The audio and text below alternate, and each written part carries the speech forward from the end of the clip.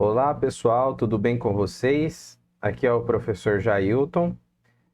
Hoje a gente vai iniciar nossas aulas sobre invertebrados 1 e a gente vai iniciar a aula falando sobre classificação ou taxonomia e filogenia animal. Para a gente iniciar então, a gente vai falar sobre a grande diversidade de formas que os indivíduos têm. Então a gente tem aí desde seres que já são extintos até os seres atuais, eles possuem vários tipos de forma. E essa diversidade de forma aí, ela vai precisar que esses organismos eles sejam classificados em alguns grupos distintos. Inicialmente, eles eram classificados apenas por forma, né, visão da pessoa que os classificava, e eles eram colocados apenas como semelhanças e diferenças e seguiam uma teoria da evolução. Hoje a gente já tem um avanço muito grande, trabalhando então com genética também, né, estudo da genética, da filogenia, e aí alguns desses organismos eles até mudaram de sistemática por possuírem mais características próximas referentes ao DNA do que apenas no morfismo do indivíduo. Então, a diversidade biológica, ela pode acarretar em alguns problemas em relação à separação desses organismos em grupos. Então, essa grande diversidade vai ter que ser descrita, encontrar que tipo de ordem existe na diversidade, se existir, isso aí é um grande problema. Compreender os processos que são responsáveis por essa diversidade e apresentar um sistema geral de referência sobre a diversidade biológica. Então, a gente chega a um ponto onde, a gente tem o criacionismo, fixismo, onde todos os animais foram criados da noite para o dia, a gente encontra isso dentro da Bíblia, e a gente tem também a parte da evolução, onde é a abordagem da disciplina aqui, tá? Não querendo influenciar nada sobre religião, mas quando a gente vai olhar a ordem, né, de aparecimento dentro do livro do Gênesis, lá da Bíblia, a gente consegue alocar essa mesma ordem na evolução. A única coisa que a gente não consegue dentro por exemplo, do criacionismo e da evolução, juntar é o tempo, né? Porque, por exemplo, lá na Bíblia está falando que Deus criou o mundo em 6 dias e no sétimo ele descansou. E dentro da evolução a gente teve aí bilhões de anos para tudo isso acontecer. Mas se vocês forem, quem quiser tirar um tempinho, né, para fazer essa comparação, vocês vão ver que a ordem cronológica aí vai ser a mesma do aparecimento dos organismos no planeta. Essa teoria da evolução aí, ela foi proposta por Charles Darwin, ele é um dos defensores dessa teoria da evolução, e aí sobre a origem das espécies por meio da seleção natural. E aí ele, segundo o professor Ernst, da Universidade de Harvard, tem 5 teorias que se embasam no darwinismo. Quais são elas? Então, as modificações perpétuas. Então, o que significa isso? A teoria básica da evolução, e diz que o mundo vivo não é constante e nem perpetuamente cíclico, mas sim sofre mudanças regulares, e essas mudanças regulares elas levam a transformações das gerações ao longo do tempo, e a prova disso são os registros fósseis. E ao mesmo tempo que a gente tem os registros fósseis como sendo prova, é onde eles deixam as lacunas também nessa teoria da evolução. A descendência comum, então, dentro dessa teoria da evolução, fala que toda forma de vida descende de um ancestral comum através de ramificações das linhagens. O estudo desses ramos evolutivos é chamado de filogenia. Então, sempre tem um ancestral comum que deu origem a todos os outros organismos do planeta. A outra aqui é a multiplicação de espécies. Então, o processo evolutivo produz novas espécies pela separação das populações. e transformações das mesmas, levando também à separação reprodutiva, e isso ocorre até hoje. Tá? E o gradualismo e as maiores diferenças nos aspectos anatômicos que se caracterizam diferentes espécies originam-se através do acúmulo de pequenas mudanças que ocorrem em longos períodos de tempo. Tá? Então, é errado a gente falar, por exemplo, que o homem veio do macaco. Não, o macaco e o homem vieram de um ancestral comum há muito tempo atrás. Tá? Então, você apenas falar, o homem veio do macaco, isso está errado, né? Porque isso soa como se o macaco ele está lá no meio do mato, no outro dia ele virou homem, tá? Então, dessa forma, não é a teoria da evolução. Não é isso que ela fala. E por último aqui a seleção natural, que é baseada em 3 proposições, que existem variações anatômicas, comportamentais e fisiológicas entre os indivíduos da mesma população. E isso vai gerar então a seleção natural. Essas variações são, ao menos em parte, hereditárias, e os descendentes se assemelham aos parentais. E os organismos de formas diferentes, eles deixam descendentes para as futuras gerações. E após muitas gerações, as características favoráveis tendem a se espalhar na população. Após longos períodos, o acúmulo dessas mudanças leva a novas espécies. Tá? Então, não vamos levar a seleção natural, pessoal, como loucura, porque, por exemplo, por que eu falo isso? Muitas pessoas não acreditam na seleção natural devido ao nazismo na época, que eles queriam matar, né, as pessoas que fossem, na ideia deles, né, menos evoluídas e deixar somente as pessoas mais evoluídas. E isso aí que foi proposto por Hitler, né, ele acabava citando Darwin nessa loucura dele. Tá? E aí, porque uma pessoa colocou isso, a gente não vai deixar de acreditar na seleção natural, né? Porque Hitler usou o nome dele aí para fazer. E no nazismo, lá na Segunda Guerra Mundial, não tinha nada a ver seleção natural, era uma seleção artificial provocada por um louco, né? A seleção natural, ela é um processo criativo que gera novas características a partir de pequenas variações individuais que ocorrem em organismos dentro de uma população. O ambiente presente e passado nos informa sobre as pressões que orientaram as transformações de uma espécie, determinando seu sucesso em sobreviver e se perpetuar. Se a gente imaginar, por exemplo, na espécie humana, né, com esse grande aumento do calor, principalmente aqui na nossa região, né, será que a gente vai conseguir se adaptar a essa seleção natural, né, de grande quantidade de calor? Então, é uma pergunta, né, que deixa-se aí, eu também não consigo responder isso para vocês agora. Além do darwinismo, né, então, que era visto apenas pela morfologia, né, as diferenciações que provocavam de um para o outro, hoje a gente tem também o darwinismo moderno, também conhecido como a teoria sintética, que ela utiliza, então, genética de populações, paleontologia, a biogeografia, a embriologia, a sistemática e o comportamento animal, para se distinguir, então, essas mudanças, essas características de um indivíduo para o outro. Aí a gente tem a microevolução, onde tem mudanças evolutivas nas frequências de formas alélicas de genes dentro da população, então vai mudando aqui essa frequência de bases nitrogenadas e isso vai passando aos descendentes. E tem a macroevolução, que é a evolução em escala maior envolvendo mudanças de estrutura, desenhos de organismos, tendências evolutivas, irradiação adaptativa e relação filogenética e grandes extinções em massa. Tá? Então, primeiro começa a mudar aqui na parte do DNA e depois passa isso aí para a parte física, né, que se consegue visualizar. Aqui, então, são projeções através de fósseis de animais do Cambriano, que viveram em aproximadamente 580 milhões de anos atrás.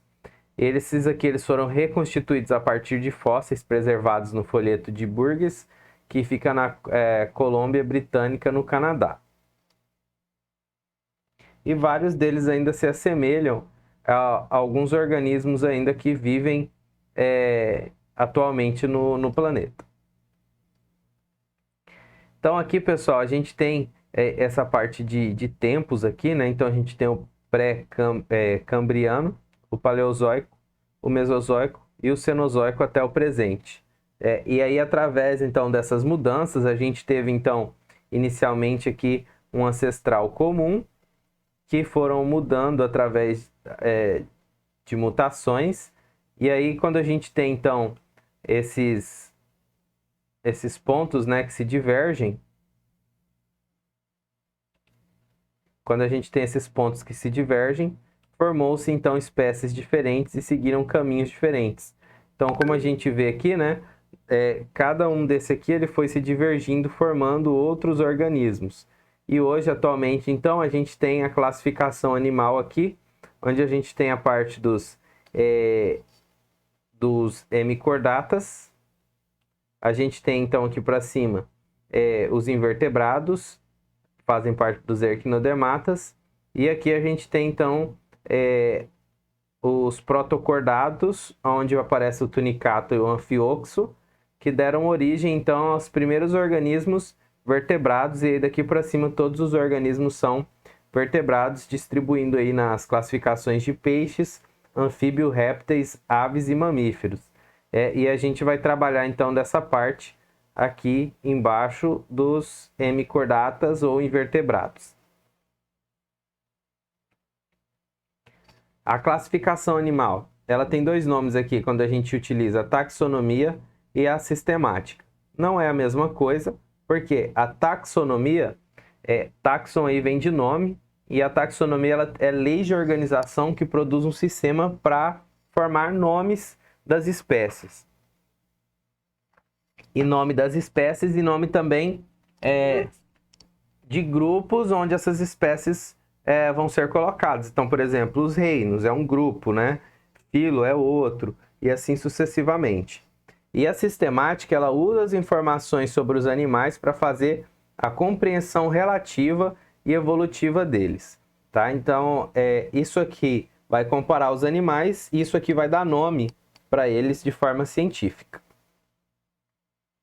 Basicamente, então, animais que têm mesmo ancestral, recente, comum e compartilham caracteres comuns são agrupados juntos na mesma classificação taxonômica.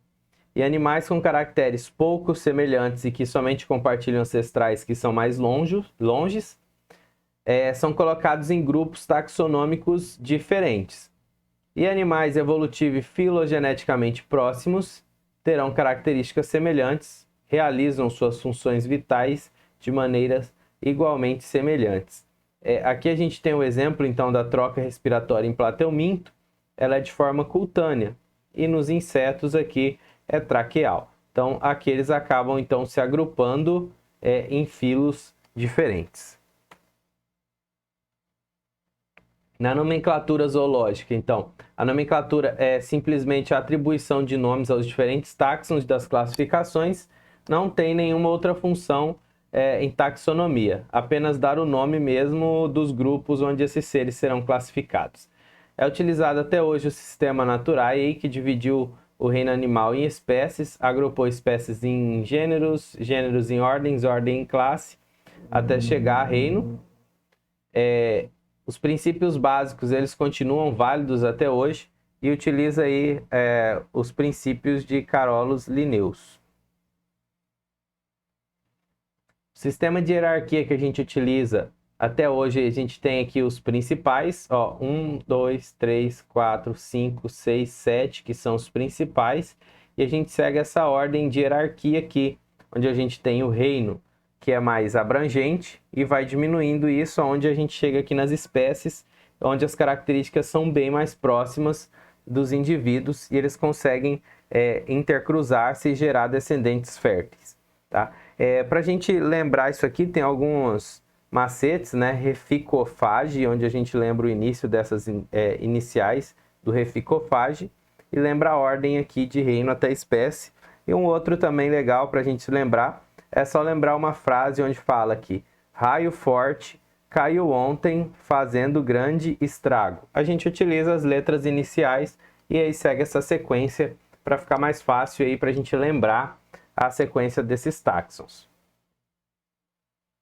Aqui a gente tem exemplos, então, comparando então humanos, gorila, a rã e o gafanhoto, onde a gente vê aqui que todos esses eles pertencem ao mesmo reino. Aqui, pessoal, como eu falei lá, são 7 obrigatórios, mas eles podem chegar até 30 e algumas coisas, 32, com esses outros táxons aqui que são incluídos e não são obrigatórios, que são sub e super.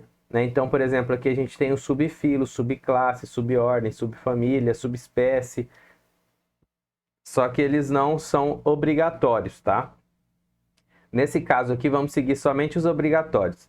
Nesse caso aqui, o reino, todos eles são do mesmo reino. Porém, eles vão se divergendo aqui, ó. Por exemplo, o gafanhoto, no filo, ele já se diferenciou aqui desses outros 3. Esses 3 aqui são cordata e esse já é do filo artrópodo. Então, seguindo esses 3 aqui que ainda são semelhantes, todos eles aqui seguem no vertebrata. E aí vamos passar então para a classe mamália. Mamália, opa, esse aqui já não é mamália, a classe dele já é anfíbio. Então a gente já mudou aqui, já selecionou outros organismos. A ordem dos humanos e dos gorilas são primatas, também são iguais. Tá? A família, a família agora mudou, né? Então a família do hominídeo para os humanos e do gorila já é Fongidae, tá? Então a partir daqui a gente tem outros animais aí, outras classificações que vão ser diferentes. Né? Aqui, gênero Homo, espécie Homo sapiens. E aqui a gente tem o gênero gorila e a espécie gorila-gorila. Tá? E aí a gente também tem essas outras classificações. E vários desses táxons aqui, eles seguem as terminações iguais. Como a gente vê na família aqui, ó, termina sempre em dai, só que a gente nunca lê esse dai e sim di, né? Utiliza essas 2 letras aqui na hora da leitura e fala di. Então, hominídeo, Fongidae, Ranidae, Tetigonídeo. Tá? Então, sempre a gente não lê esse dai aí. Fica errado a gente falar hominidae. Tá? Então, é errado ler dessa forma. A espécie é um grupo de populações naturais efetiva ou potencialmente capazes de intercruzar-se isoladas reprodutivamente de outros grupos semelhantes. E o gênero é formado por uma ou mais linhagens de espécies aparentadas. Eles seguem nomenclatura binominal e aí todas as espécies similares são agrupadas em um único gênero, baseado em caracteres compartilhados que definem esse gênero. Cada espécie vai receber o nome em latim, composto por 2 palavras escritas em itálico. Se for utilizado escrito no computador, tem que ser em itálico. Se a gente escrever ele em manuscrito, a gente tem que fazer o sublinhamento das palavras que compõem o nome da espécie. A primeira palavra vai se referir ao gênero e a segunda vai ser ao epíteto específico, que é da espécie, tá? Então, o epíteto específico, ele que vai se referenciar à espécie, porém ele é escrito juntamente com o nome que designa o gênero, tá? A primeira palavra se relaciona ao gênero, ela é escrita sempre com letra maiúscula e a da espécie sempre com letra minúscula. Habitualmente, o gênero é um substantivo e o epíteto específico passa a ser o adjetivo desse substantivo. Aqui a gente tem nomes de gêneros, eles devem se referir a apenas um grupo de organismos e os mesmos não podem ser dados para 2 diferentes gêneros animais, então tem que ser nome único. O epíteto da espécie ele pode ser usado com diferentes gêneros. Exemplo, então aqui a gente tem um gênero Cassostrea e o gênero Sartinella. Esses aqui são gêneros diferentes. Porém, quando a gente olha o epíteto específico, ó, eles são iguais, tá? Porém, não significa que esses organismos eles vão carregar semelhanças muito próximas, tá? Porque é somente aqui o adjetivo do gênero. Nesse outro caso aqui, a mesma coisa, tá? Eles possuem epíteto específico igual, mas são de gêneros diferentes. E aí, essas regras, ela vem trazida através do Código Internacional de Nomenclatura Zoológica, desde 1858. E ele vem aí para assegurar o nome único e distintivo para cada taxon e promover estabilidade e universalidade dos nomes científicos. Agora a gente vai ver então alguns exemplos como que faz essa utilização dessas regras. Então, a taxonomia, nomenclatura em animais. Algumas das principais regras de nomenclatura zoológica. Os nomes científicos devem ser escritos com raízes gregas ou latinas, ou, na falta delas, as palavras serem latinizadas. Tá? Então, por exemplo, aqui a gente tem exemplo de palavras que são, nesse caso aqui, grega, nesse caso aqui, latina, e aqui também latina. E cada uma vai significar, então, algo relacionado, né, às características desse grupo. Aqui, pessoal, a gente tem que os nomes geográficos, eles não conseguem ser latinizados, na verdade, eles não aceitam traduções. E aí eles são latinizados utilizando essas terminações, os e is. Então, toda vez que a gente vê o epíteto específico aqui, ó, em relação com a terminação us e is, significa o quê?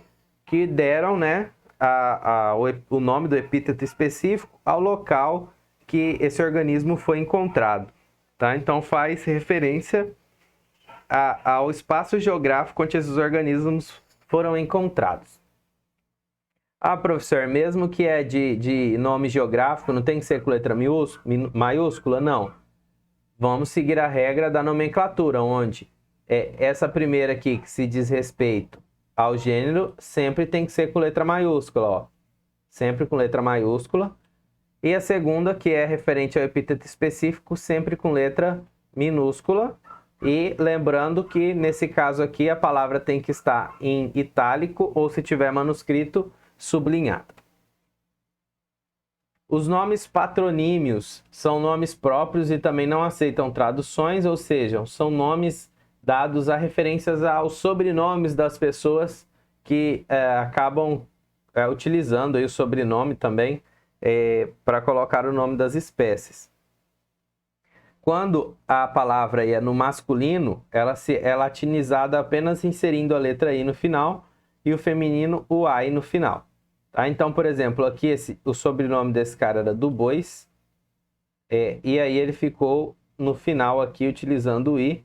Então, ele utilizou o sobrenome dele para dar o epíteto específico dessa espécie. Nesse caso aqui, o Shumai, que era feminino, utilizou o AI no final. E assim sucessivamente. A nomenclatura, ela estrutura-se a partir do nome da espécie, formado pelo nome genérico, que é do gênero, e do específico. Nesse caso aqui, a gente tem, então, por exemplo, o exemplo Homo habilis. Homo refere-se ao quê? Ao gênero, e o habilis ao epíteto específico, né? E aí a gente consegue ver que esse está escrito com letra maiúscula, esse com letra minúscula, e eles estão escritos em itálico. Quando vai se colocar isso em uma publicação científica, deve-se acrescentar o nome do autor, uma vírgula e o ano da publicação. Então, por exemplo, nesse exemplo aqui, Parapanoctus jaguaribensis. Aqui, por exemplo, a gente já vê que essa palavra ela foi latinizada do espaço geográfico onde ele foi localizado. Quem fez essa... quem descobriu e deu o nome para isso foi Moreira. Então, se eu estou utilizando isso aqui em uma publicação, eu tenho que colocar o autor e o ano. Professor, tem que ficar em itálico ou sublinhado o ano e o autor? Não, somente o nome científico aqui. A nomenclatura da subespécie, ela vai conter 3 nomes, então ela é chamada de trinominal. O nome genérico mais o nome específico mais o nome subespecífico. Nesse caso aqui, então, Homo sapiens neanderthalis. Então, tanto o epíteto quanto o subespecífico aqui são letras minúsculas e, nesse caso aí, todos escritos também em itálico ou sublinhado. E a nomenclatura do subgênero, ela também é trinominal, e o nome genérico mais o nome subgênero mais o nome específico. Então, a gente vai ter aqui dois nomes de gêneros, né? Onde a gente tem o gênero aqui nesse primeiro, o subgênero no segundo, entre parênteses. Como está relacionado a gênero, então aqui eu tenho o nome com letra maiúscula, tá? Nos dois, porque esse aqui também está relacionado ao gênero. E aqui, como está relacionado ao epíteto específico, letra minúscula. Tá? Ó, terminação "is" também, ó, dá para ver que é lá relacionado ao espaço geográfico. Os nomes de subespécies, espécies, subgêneros e gêneros devem aparecer sempre grifados no texto e os demais não necessitam. Tá? Então aqui a gente tem um exemplo, né? Aparentemente, desde o mesmo estoque de Australopithecus amanensis, então aqui é o nome científico, ó, letra maiúscula, letra minúscula, itálico. Aí já não é mais referente ao nome específico. Então, ancestral evoluiu o Australopiteco Barreogazali. Também nome específico, letra maiúscula, letra minúscula, itálico. Aparentado e contemporâneo do Australopithecus afarensis. De novo, letra maiúscula, letra minúscula, escrito em itálico.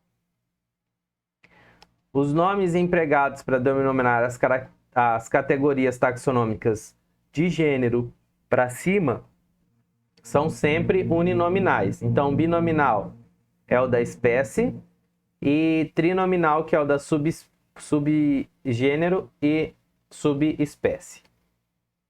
Então, aqui, por exemplo, gênero vai ter apenas um nome, ordem apenas um nome, família apenas um nome, filo apenas um nome. A lei da tautonomia, os nomes específicos, genéricos, subespecífico e subgênero na composição do nome podem ser repetidos. Tá? Então, nesse caso aqui, tanto o nome genérico quanto específico são iguais. Aqui tenho o genérico e aí eu tenho o da espécie e o da subespécie iguais. Aqui eu tenho gênero mais específico iguais. Aqui eu também tenho gênero mais específico mais o subespecífico sendo iguais. Alguns nomes devem ser escritos com terminações fixas. Então, por exemplo, tribo sempre vai terminar em "ini", a subfamília "inai", aí a gente lê "ini", a família "idea", a gente lê "ide", a subfamília "oideia", a gente lê "oide", e a subordem "ina" ou "dina".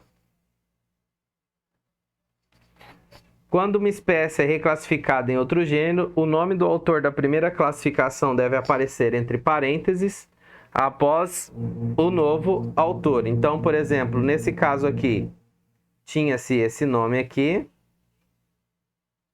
e aí ele foi reclassificado, e aí o nome do autor da primeira classificação deve aparecer entre parênteses após o novo nome. Então, nesse caso aqui, mudou de Zinjanthropus bolzei para Paranthropus bolzei. Então, mudou-se aqui a nomenclatura do gênero e colocou aqui a pessoa que foi o primeiro autor desse nome.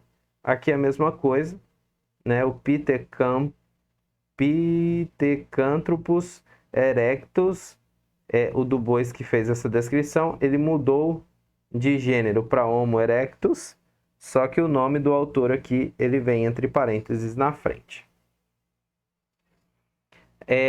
Professor, como que é feito toda essa classificação, né? Então, alguns exemplares são guardados, né? Fósseis, penas, ninhos, são guardados, e aí eles servem como tipo para descrever caso outra espécie próxima que ela seja encontrada, tem algo a ser comparado com ela no decorrer do tempo.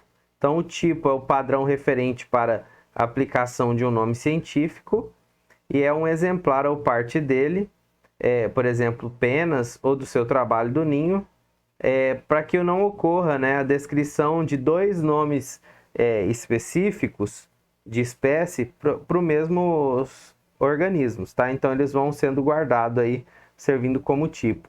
Caso esse tipo aqui ele desapareça, aí tem que ser designado então um novo neótipo que vai substituí-lo. Aí dentro da classificação aqui animal, a gente tem a descendência comum, que toda forma de vida descende de um ancestral comum através de ramificações das linhagens. E o estudo desses ramos evolutivos é chamado de filogenia.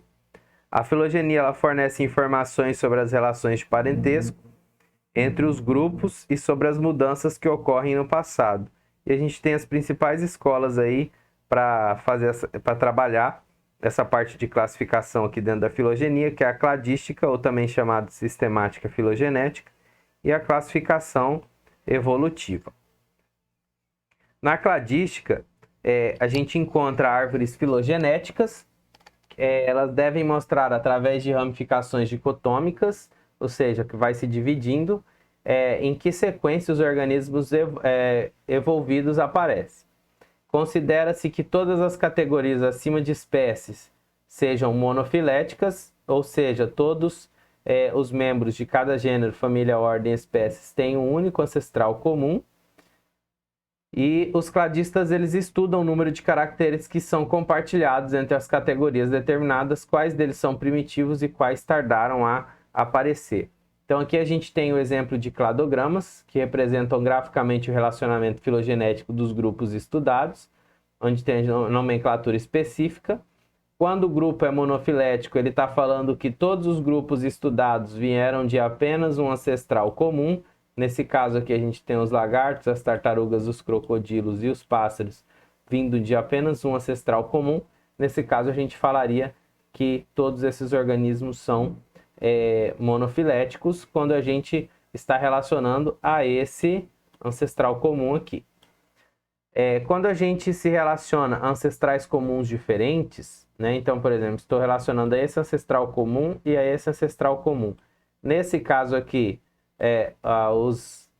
dos mamárias, né, os mamíferos com os lagartos, eles já são grupo polifilético, porque eles já estão vindo de ancestrais que não são comuns, tá? E já foram divididos aqui antes de chegar a esse grupo.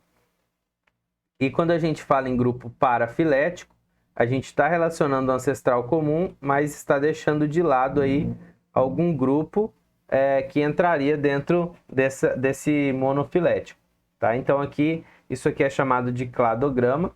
Esse cladograma aqui, cada risco desse é chamado de ramificação, e cada pontinho desse que se divide aqui é chamado de nó. Aqui a gente tem também essa parte do agrupamento monofilético, quando todos estão relacionados ao mesmo ancestral comum. O parafilético, onde eu deixo um grupo de fora aqui. E o grupo polifilético, quando eu estou relacionando a ancestrais comuns diferentes.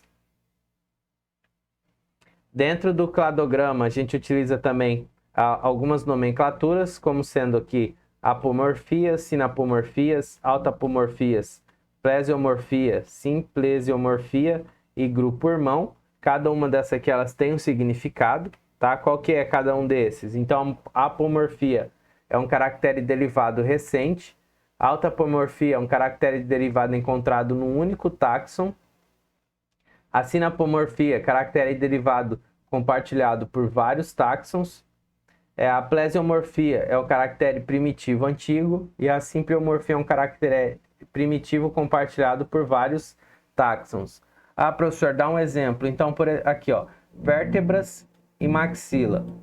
Essas vértebras e maxila, se eu estou relacionando com todos esses organismos aqui em cima, isso aqui já é algo que não apareceu recentemente, né? Ele já apareceu há um tempo, então ele é um caractere, pode ser chamado de plesiomorfia, se eu estou relacionando aí por ele ser antigo, e ele também posso falar que ele é compartilhado por vários grupos, então ele também é uma sinapomorfia, tá?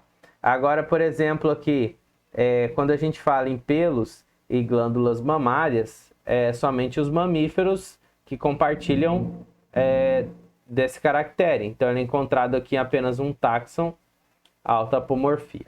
tá? E assim sucessivamente. Nesse caso aqui, comparando vértebras e maxilas com pelos e glândulas mamárias, isso aqui é um caractere derivado recente, né? Os pelos e as glândulas mamárias. Aqui também a gente tem aumentado ali, né? Eu já vou passar porque eu já fiz essa comparativo aqui com esse, que é o mesmo. E a classificação evolutiva, ela acentua o registro fóssil e depende menos de regras e mais da visão particular de cada pesquisador. Suas árvores evolutivas baseiam-se também na sequência evolutiva, mas levam em consideração o tamanho relativo dos grupos e o grau de divergência das categorias classificadas, procurando a conveniência e a utilidade máxima para suas classificações. Aqui, pessoal, essa classificação, ela leva muito em conta o desenvolvimento embrionário dos seus organismos, tá? E como a gente vai trabalhar com a parte dos invertebrados, a gente vai ter alguns conceitos aí da embriologia que a gente vai utilizar, tá? Então, por exemplo, aqui a gente tem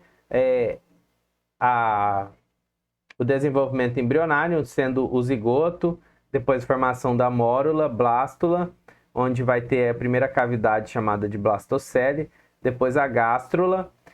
Aqui, pessoal, na gástrula, a gente vai falar um pouquinho também sobre essa parte do blastóporo, né? Então, a gente vai trabalhar com vários organismos que são protostômios, onde esse blastóporo ele vai dar origem à boca, nesses primeiros organismos, e depois, a partir dos equinodermatas, que não vai ser trabalhado nos invertebrados 1, mas sim no 2, a partir dos equinodermatas a gente já tem os animais sendo deuterostômios, inclusive nós também.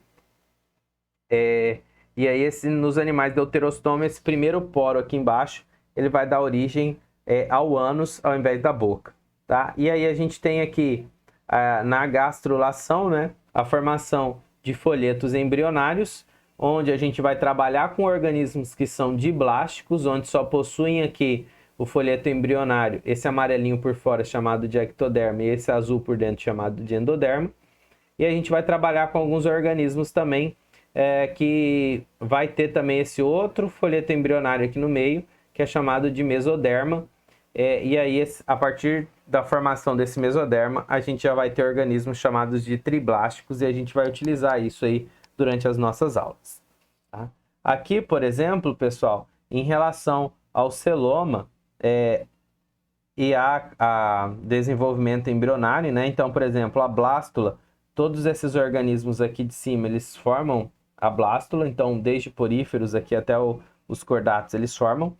Na gastrulação, são diblásticos aqui, a gente tem os quinidários sendo diblásticos, triblásticos aqui, todos esses organismos, desde plateumintos até os cordados, são triblásticos. Daqui do lado esquerdo, né, protostômios, plateumintos aqui, até chegar em quinodermatas, aquele blastóporo dá origem à boca, e daqui para frente todos os animais, eles são, o blastóporo dá origem ao ânus, tá? E aí a gente vai utilizar essas classificações aí durante as nossas aulas. Então, aqui, pessoal, a gente vai começar a trabalhar aqui com os poríferos. Na verdade, antes de entrar em poríferos, a gente ainda vai falar sobre o reino, né? Sem ser o reino animal. A gente vai entrar um pouquinho no reino dos protozoários. E a gente vai falar um pouquinho deles porque, possivelmente, a partir deles que evoluíram, então, esses grupos de animais. E a gente vai falar desses que não têm tecidos diferenciados. Depois a gente vai entrar aqui nos tecidos diferenciados, vai falar sobre os animais diblásticos. E a gente vai até aqui os animais que são triblásticos, sem cavidade corporal, que são os acelomados, quando a gente falar de plateumintos. E depois a gente vai aqui passar para os triblásticos com cavidade corporal. E a gente vai falar também dos pseudocelomados, onde ele forma um pseudoceloma, os nematóides aqui, que são os últimos grupos que a gente vai trabalhar. E esses outros aqui vocês vão trabalhar em invertebrados 2, até aqui nos equinodermatas. E daqui para cá vocês vão trabalhar na disciplina de cordados. Pessoal, então a gente fica por aqui nessa aula. Fiquem todos com Deus, estudem bastante e até a próxima aula. Abraços!